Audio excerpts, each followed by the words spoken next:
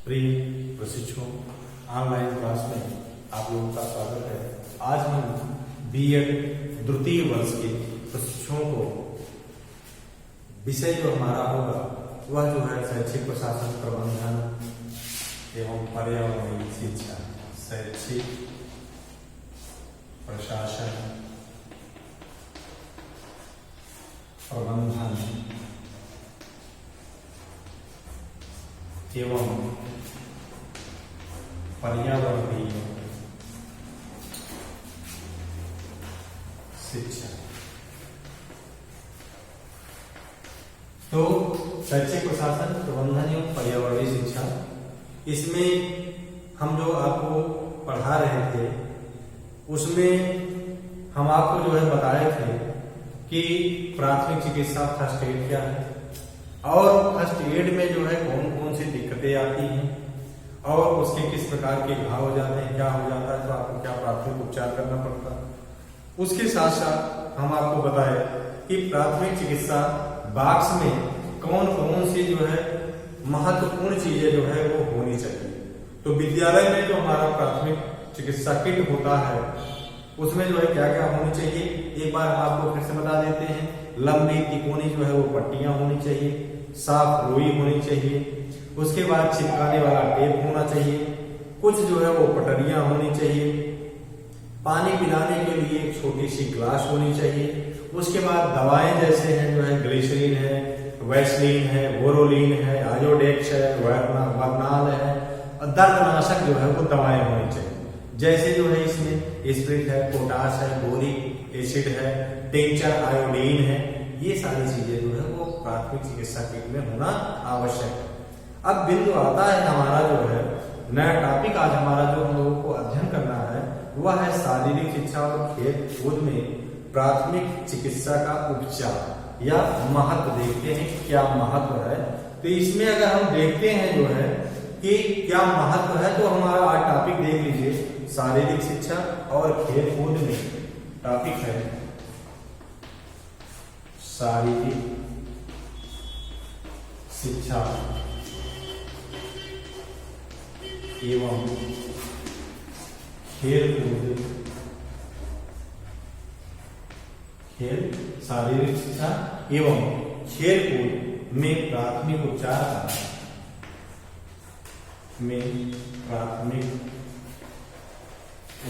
का महत्व। देखिए क्यों जो है वो महत्वपूर्ण है शारीरिक शिक्षा की, चाहे शिक्षा दी जाए चाहे खेल कूद में जो है वो दी जाए, तो निश्चित रूप से उसमें जो है प्राथमिक चिकित्सा क्या क्या महत्व है।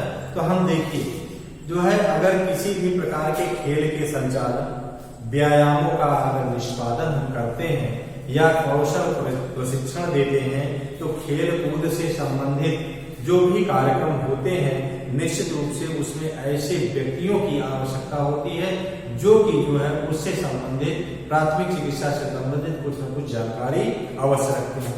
इसके लिए क्या है, अगर वह व्यक्ति जो प्राथमिक चिकित्सा के विषय में जानकार नहीं है, अगर वह नहीं रहता है, तो अगर किसी खिलाड़ी को चोट आ जाती है या व्यायाम कराते समय कोई समस्या उसको उत्पन्न हो जाती है या नसों में तनाव उत्पन्न हो जाता है, मांसपेशियां फट जाती हैं, अगर जो है उस समय तत्काल प्राथमिक चिकित्सा उसके लिए नहीं की जाती है, तो वही जो है वो गंभीर रोग बन जाते हैं और जो है निश्चित रूप से वह दोबारा जो है वह उसके योग्य नहीं रह जाता।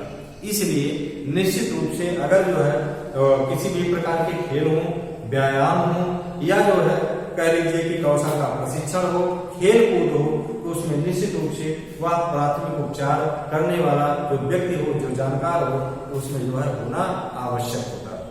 दूसरा बिंदु देखें कि यदि किसी खेल प्रतियोगिता के दौरान एक पूरी तरह से प्राथमिक सुसज्जित किट जो है वो निश्चित रूप से उपस्थित होती है, या ये कह लीजिए कि अगर नहीं होती तब देखना, उपस्थित होते हैं तब तो जो है हमारी सारी चीजें व्यवस्थित होती हैं, अगर नहीं होता है तब क्या समस्या होती, तभी हम लोग उसके महत्व को जान पाएंगे कि क्या महत्व है, क्या उसका वैल्यूएशन है। तो इस तरह से अगर नहीं होता है तो क्या होता है कि जो रोग उसको हुआ है, जो उसको चोट लगी है, वो उसको जो है नियंत्रित कर पाना बहुत कठिन हो जाता है, उसकी समस्या और बढ़ते बढ़ते जो है वह जटिल हो जाती है। उसके साथ साथ क्या करना है, स्वास्थ्य और जो है खेल करियर को गंभीरता से जो है वह क्षति उसको पहुंच जाती है, जोखिम हो जाता है। अर्थात जो उसका करियर होता है, जो बालक खेल रहा होता है, उसको चोट आ जाती है, प्राथमिक उपचार नहीं दिया जाता है या उसको गलत उपचार दिया जाता है, तो ऐसी दशा में निश्चित रूप से क्या होता है, उसको समस्या यह उत्पन्न हो जाती है, वह आगे अपना करियर नहीं बना सकता, उस क्षेत्र में पुनरावकाश नहीं कर सकता, क्योंकि उसको गंभीर चोटें आ जाती हैं और प्राथमिक चिकित्सा सही से हुई नहीं रहती है, तब तक जो है उसकी स्थिति और खराब हो चुकी होती है। इसलिए जो है निश्चित रूप से प्राथमिक चिकित्सा होनी चाहिए। उसके बाद तीसरा बिंदु हम देखें कि जब जो है किसी टीम के खिलाड़ी की सुरक्षा और स्वास्थ्य की बात आती है, जब किसी खिलाड़ी के हम सुरक्षा की बात करें या स्वास्थ्य की बात करें, कहीं कहीं पर देखिए विद्यालयों में क्या होता है कि बच्चे जब देखते हैं कि किसी बच्चे के जो है नस जो है वो चढ़ गई है या जो है उसकी जो है मांसपेशियां फट गई हैं या विद्यालयों में देखे कि उसके पैर टूट गए, हड्डियां टूट गई हैं, तो ऐसी स्थिति में देखा गया कि विद्यालय के द्वारा उसकी प्राथमिक चिकित्सा की गई कि नहीं, उसको सहयोग किया गया कि नहीं, वह जो है व्यक्ति जो बालक चोटिल हुआ था उसका सही से इलाज हुआ नहीं।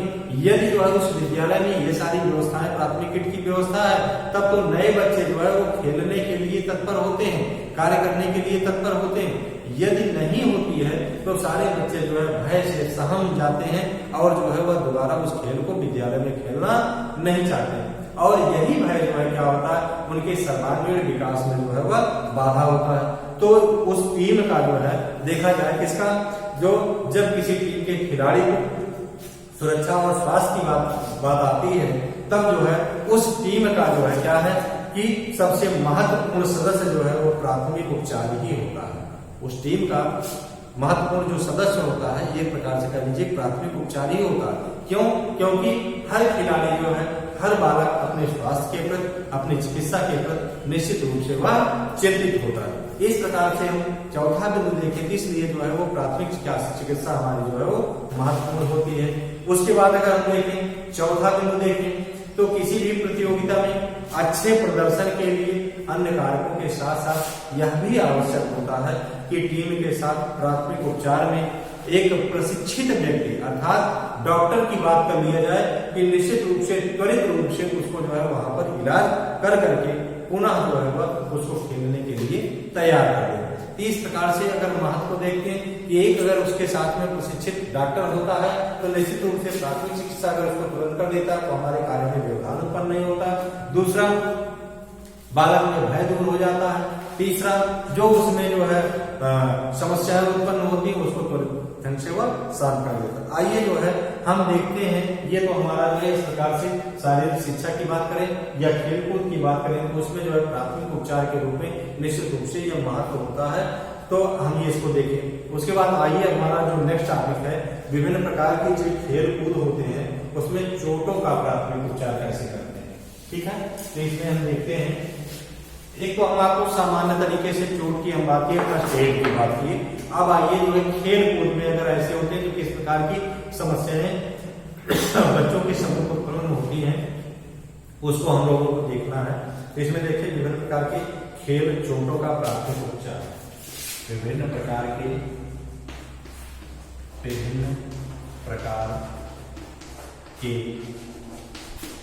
खेल चोटों का उपचार, विभिन्न प्रकार के खेल चोटों का उपचार। इसमें देखिए जो है तो इसमें जो है पहला हमारा आता है घाव। ठीक है, पहला आता है हमारा कौन सा, घाव।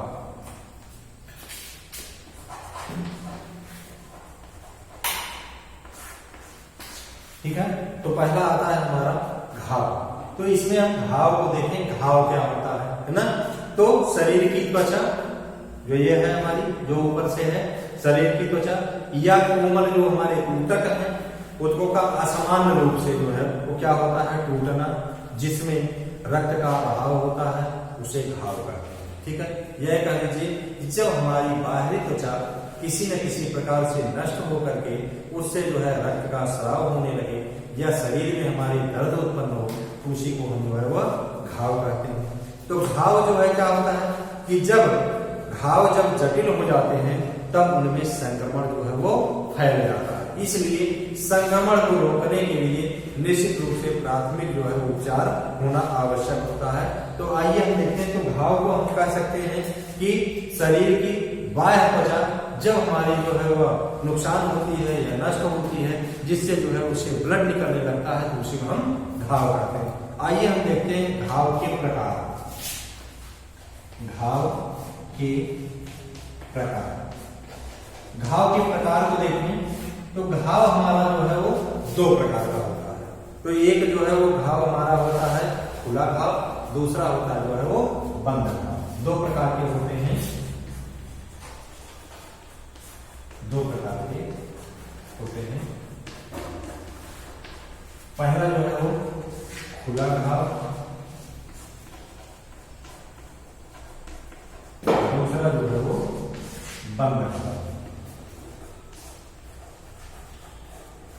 ठीक है, पहला जो है वो खुला घाव है, दूसरा जो है वो बंद घाव है। अब खुला घाव हमारा जो है वो 6 भागों में विभाजित किया गया, इसी को हमको देख लेना है। और फिर बंद घाव जो है वो 2 भागों में विभाजित। तो इस प्रकार से आइए हम देखते हैं कि खुला घाव जो है हमारा कितने प्रकार से है। तो खुला घाव के प्रकार हम देखते हैं, घाव इस तरह से है ना, इसमें खुला घाव और यहां जो है वो बंद घाव। अब खुला घाव हमारा जो है वो कितने प्रकार का है, वह जो है वो 6 प्रकार का।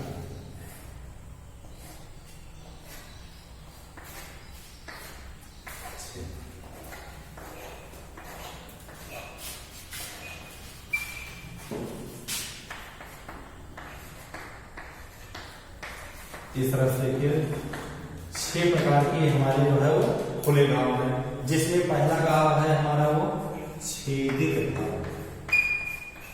पहला है छेदित घाव। इस प्रकार से पहला घाव हमारा जो है वो प्रकार में छेदित घाव है।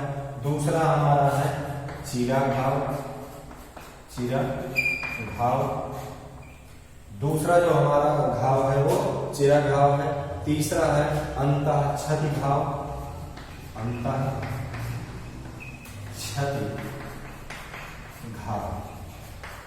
ठीक है, पहला घाव छेदित घाव, दूसरा घाव चीरा घाव, तीसरा घाव जो है अंतः क्षति घाव, चौथा जो है भेदित घाव, भेदित घाव। पांचवा घाव हमारा जो है वो खरोच, खरोच घाव।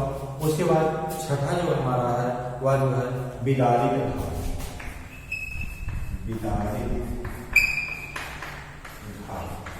ठीक है, इस तरह से देखिए जो है खुला घाव के जो है वो 6 प्रकार के हैं, छेदित घाव, चीरा घाव, अंतः क्षति घाव, उसके बाद भेदित घाव, खरोच घाव, उसके बाद विवादित घाव। आइए जो है हम देखते हैं बंद घाव। तो बंद घाव जो हमारा है वो 2 प्रकार का होता है। एक होता है जो है गुमचोट,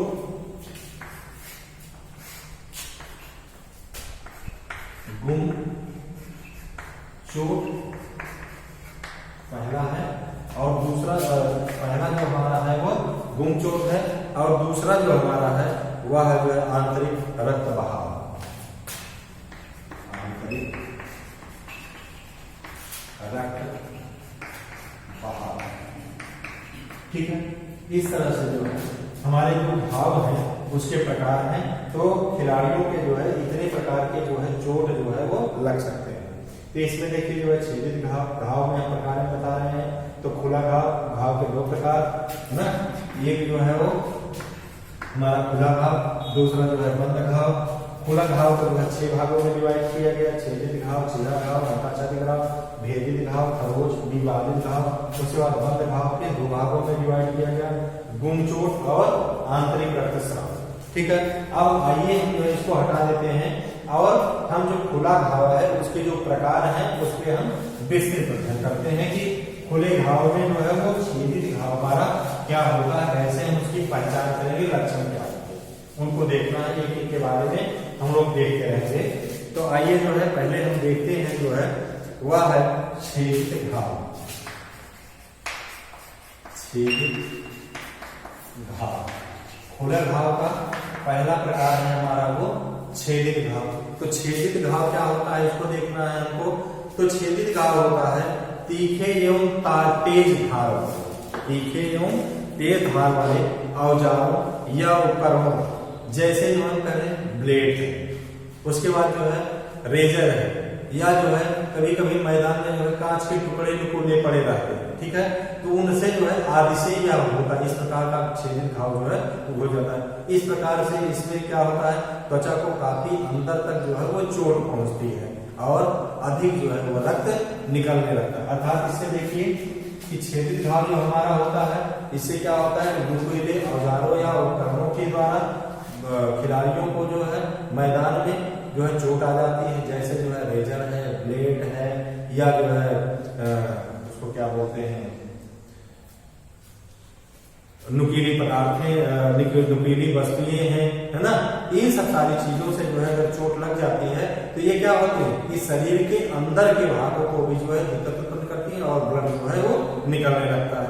उसके बाद हम दूसरा देखें जो है वो क्या है हमारा दूसरा चीरा घाव। चीरा घाव, तो दूसरा हम चीरा घाव देखते हैं। चीरा घाव क्या होता है, तो किसी तीव्र या असमान आकार के औजार से ये घाव हो जाते हैं, तो रक्त इसमें भी निकलने लगता है, ठीक, त्वचा हमारी जो है हट जाती है, ब्लड निकलना प्रारंभ हो जाता है। उसके बाद अंतः क्षति घाव देखते हैं, क्या होता है अंतः क्षति घाव। अंतः क्षति घाव क्या होता है, अर्थात अंतः मतलब आंतरिक घाव, आंतरिक रूप से घाव, तो ऐसे घाव जिनमें त्वचा फटती नहीं है, ठीक, ऊपर का भाग जो है हमारा पूरा का पूरा जो है वो ठीक लगता है और त्वचा की नीचे स्थित रक्त वाहिनिकाएं, नलिकाएं जो होती हैं वह जो है वो क्षतिग्रस्त हो जाती है और क्या होता है, त्वचा पर काला या नीला जो है वो धब्बा बन जाता है। ऐसे देखिए कभी कभी बच्चे क्रिकेट खेलने लगते हैं, गेंद जो है उनकी बहुत मजबूत होती है, तो वह जो है आंखों पर चली जाती है, आंखों पर जब लगती है तो वहां का एरिया आपको जो है नीला दिखाई देने लगता है या काला दिखाई देने, अर्थात ब्लड वहां जो है वो जम जाता है। तो अगर इस प्रकार की अगर कोई चोट है तो उसी को एक प्रकार से कहते हैं कि गांठ बन गई है, ब्लड की वहां थक्का जम गया, तो वह जो है ब्लैक हो जाता है या जो है वो काला हो जाता है, तो इसी को हम जो है अंतः क्षति घाव जो है वो कहते हैं। उसके बाद देखिए जो है भेदित घाव, चौथा है हमारा भेदित घाव। भेदित घाव क्या होता है, भेदित घाव के बारे में देखें तो किसी नुकीली वस्तु जैसे जो है कीला है, चाकू है, गोली है, तलवार की नोक से अगर जो है इससे जो है घाव हो जाता है तो तभी ब्लड निकलने लगता है। इस प्रकार से जो है त्वचा हमारी इसमें नुकसान हो जाती है, त्वचा जो है खुल जाती है जिससे ब्लड निकलना प्रारंभ हो जाता है। उसके बाद देखिए खरोच, खरोच घाव। तो खरोच घाव देखिए क्या होता है कि जब कभी मैदान जो है वो मैदान में बच्चे जो है खेलते समय जो है उनका शरीर जो है रगड़ जाती है, त्वचा रगड़ जाती है, या जो है फर्श पर बच्चे गिर जाते हैं, फिसल जाते हैं, ऐसी स्थिति में खुरदरी त्वचा खुरदरा होने के नाते वह जो है आपकी ऊपरी सतह जो है वह खरोच जाती है, तो इसी को जो है हम खरोच कहते हैं, ठीक है। उसके बाद आते हैं बिदारित, छठवां हमारा है बिदारित घाव। बिदारित घाव क्या होता है, तो बिदारित घाव को देखें कि इस प्रकार के जो घाव होते हैं त्वचा की परत जो है वह उखड़ जाती है, यह परत त्वचा के साथ जो है वो लटकती भी रहती है या कटके निकल जाती है। इसका अर्थ समझिए क्या होता है बिदारित घाव। ये घाव कभी कभी देखिए जब आपको चोट लगती है तो आपकी जो चमड़े हैं वह जो है कभी कभी घाव के साथ में लटकते रहते हैं और कभी कभी जो है वह कट करके पूर्ण रूप से निकल जाते हैं और ब्लड निकलना प्रारंभ हो। तो अगर इस प्रकार के जो है घाव हो जाते हैं कि चमड़ा जो है आपका जो त्वचा है वह उसके साथ में जुड़ी हुई है या जो है कट करके गिर गई है, घाव से जो है ब्लड निकल रहा है, तो वही हमारा जो है वो बिदारित घाव कहलाता है। आइए हम देखते हैं अब बंद घाव क्या होते हैं। बंद घाव दो प्रकार के हैं। तो बंद घाव को हम देखते हैं। दूसरा जो हमारा है बंद घाव, बंद घाव को देख लेते हैं। तो बंद घाव जो है चोट या आघात लगने पर जब शरीर की त्वचा फटती नहीं है, ठीक है, त्वचा आपकी हटती नहीं है, रक्त शरीर से बाहर नहीं निकलता है, तो इसे हम जो है वो बंद घाव कहते हैं। अर्थात त्वचा भी आपकी नहीं फटती है और आपके जो है वो ब्लड भी शरीर से बाहर नहीं निकलता है, तो इसी को जो है हम बंद चोट कहते हैं, बंद घाव कहते हैं। आइए हम देखते हैं कि बंद घाव जो है हमारा दो भागों में डिवाइड किया गया है। तो बंद घाव जो हमारा दो भागों में डिवाइड किया गया है। पहला है गुम चोट, पहला है इसका गुम चोट। गुम चोट को देख लें क्या है। तो गुम चोट जो हमारा होता है तो ये घाव चोट वाले स्थान पर दर्द या सूजन के द्वारा चिन्हित होते हैं। जहां पर चोट लगती है वहां पर जो है सिर्फ और सिर्फ दर्द होता है या वहां पर जो है वो स्वेलिंग आती है, इसमें जो है त्वचा फटती नहीं है। इसी को जो है वो गुम चोट या हम लोग जो है इसी को धुस चोट कहते हैं, अपनी भाषा में धुस चोट कहते हैं। अर्थात जिसको चोट लगी रहती है उसी स्थान पर पेन होता है, वहां पर स्वेलिंग आ जाती है, इस प्रकार से जो है वहां की त्वचा फटती नहीं है। दूसरा हम देखें आंतरिक रक्त बहाव, आंतरिक रक्त बहाव। इस प्रकार का जो आंतरिक रक्त बहाव का जो चोट होता है वह बंद घाव के अंतर्गत आता है। इसमें हम देखिए इस स्थिति में क्या होता है, रक्त शरीर से बाहर नहीं निकलता है। रक्त जो है हमारा उस शरीर से, चूंकि जैसे बंद हो गया तो बंद का मतलब शरीर से बाहर ब्लड को नहीं निकलना है, ये तो निश्चित हो जाता है। तो शरीर से जो है वो रक्त बाहर नहीं निकलता है। उसके साथ साथ क्या होता है कि रक्त जो है उसी स्थान पर जो है पूर्ण रूप से जम जाता है या काला हो जाता है। तो कभी कभी रक्त जो है वो निकल भी जाता है। जैसे जो है अब ये कहें कि लेकिन जहां पर चोट लगती है रक्त वहां से नहीं निकलता है। जैसे देखिए चोट शरीर में आपके कहीं निकलती है, किसी व्यक्तियों को देखे होंगे नाक से ब्लड आ जाता है चोट लगने के बाद, या जो है मुंह से ब्लड आ जाता है, या जो है कान से ब्लड आ जाता है। तो अगर इस प्रकार के जो है व्यक्ति को चोट लगी है और उसके साथ साथ उसका रक्त स्राव जो है मुंह से हो रहा है या कान से हो रहा है या नाक से हो रहा है, तो वह जो है हमारा आंतरिक रक्त बहाव है और ये बंद घाव के अंतर्गत आता है। तो आइए देखते हैं खुले घाव का सामान्य प्राथमिक उपचार हम कैसे करेंगे। खुले घाव का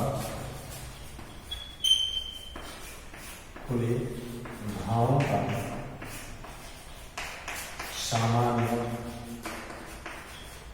प्राथमिक उपचार,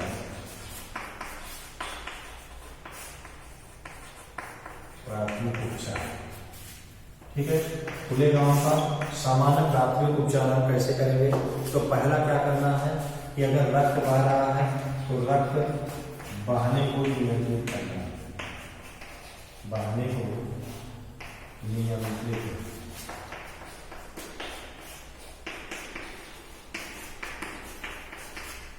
रक्त बहने को क्या करना है, सबसे पहला कार्य अगर जो है कहीं से रक्त बह रहा है खुले घाव में तो उस घाव में जो है रक्त को नियंत्रित रोका जाए। उसके बाद चोट का उपचार किया जाए, चोट का उपचार किया जाए, ठीक। तीसरा देखिए और आपको क्या करना है, उसके बाद आपको क्षतिग्रस्त अंग जहां पर चोट लगी हुई, जहां पर उसको नुकसान पहुंचा है, उसके लिए जो है क्या करना है कि पट्टी की सहायता से ऐसा बांध दिया जाए कि वह जो है हिलना डुलना बंद हो जाए। अर्थात जहां पे चोट लगी है, जो भाग उसका प्रभावित हुआ है, उस अंग को जो है हिलने से बचाना चाहिए। चोट लगे अंग को हिलने से बचाने के उपाय किए जाए, ठीक। ये है कि चोट लगे अंग को हिलने से बचाने के उपाय किए जाने चाहिए। उसके बाद अगर कोई नुकीली वस्तु चुभी हुई है तो उसको जो है क्या निकालने का प्रयास नहीं करना चाहिए। जैसे हम लोग अक्सर देखते हैं कि कोई भी जो है वह नुकीली वस्तु जो है शरीर में अगर घुस गई है, चोट लग गई है उसकी वजह से, तो सबसे पहले हम प्राथमिक चिकित्सा में ही उसको हम निकालने का प्रयास करते हैं। तो उसको जो है यथास्थान वैसे जो है रहने देना चाहिए और डॉक्टर के द्वारा ही जिस प्रकार से उचित समझाएगा निकाला जाएगा, उसको आपको क्या करना है कि उसको टच नहीं करना है, बल्कि पट्टी बांध करके उसको उसी पर स्थिर कर देना। कभी कभी हम देखते हैं कि अगर जो है ऐसी नुकीली वस्तुएं जो है क्या है कि वह जो है वह प्रवेश कर गई है, चोट के कारण उसमें लग गई है, आप निकालने का प्रयास करते हैं तो और अधिक घाव हो जाता है या वह वस्तु और नीचे जाना प्रारंभ कर देती है, तो इसके लिए जो है आपको और समस्या से भी ग्रसित होना पड़ता है। इसलिए कोई भी ऐसी नुकीली वस्तु यदि आपके चोट में जो है लग गई है या उसके कारण हो गया है तो उस वस्तु को निकालने के स्थान पर पट्टी बांध करके उसको स्थिर कर देना चाहिए, उस अंगों को हिलना डुलना नहीं चाहिए। उसके बाद क्या आपको करना है, त्वचा के कटे फटे हुए भाग को जो है वो बचाना चाहिए। उसके साथ साथ ये सारी चीजें आप कर लें तो उसके बाद आपको क्या करना है कि आपको जो है शीघ्र डॉक्टर से जो है उपचार कराना है। तो इस प्रकार से हम आपको आज जो है घाव के प्रकार बताए और उससे जो है जो खुले घाव हमारे हैं उनके उपचार के तरीके बताए, कैसे आपको उपचार करना। इस प्रकार से आपको जो आज प्राथमिक एड में बताया गया वह विद्यालय में जो पाठशागामी क्रियाएं होती हैं, खेल कूद होते हैं, उनमें जो है खेलते समय अगर बच्चों को इस प्रकार की अगर दिक्कतें उत्पन्न होती हैं तो एक शिक्षक के द्वारा, प्राथमिक शिक्षा के द्वारा जो है उसको जो है वो निश्चित रूप से बचाया जा सकता है।